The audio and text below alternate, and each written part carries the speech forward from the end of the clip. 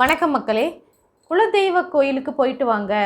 உங்களுக்கு ஜாதகத்தில் குலதெய்வ சாபம் இருக்குது, கோபம் இருக்குது, பூர்வ தோஷம் இருக்குது, அப்புறம் ஏதாவது ஒரு இது சொல்லி நீங்கள் குலதெய்வம் கோயிலுக்கு போயிட்டு வாங்க, உங்களுக்கு நல்லது நடக்கும் அப்படின்னு சொல்லுவாங்க இல்லையா?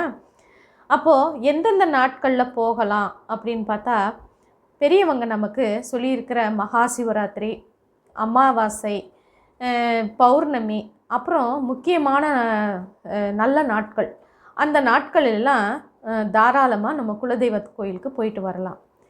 அப்போது நம்மளை விட அதீத சக்தி கொண்ட ஆன்ம பலம், தெய்வீக ஆற்றல் கொண்ட உயர்நிலை ஆன்மா தான் நம்மளோட குலதெய்வம்.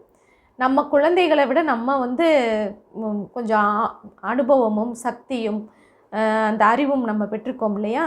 அது மாதிரி நம்மளோட குலதெய்வமும் அதீத ஆற்றலும் சக்தியும் நமக்கு தர்ற ஒரு உயர்நிலை ஆன்மா.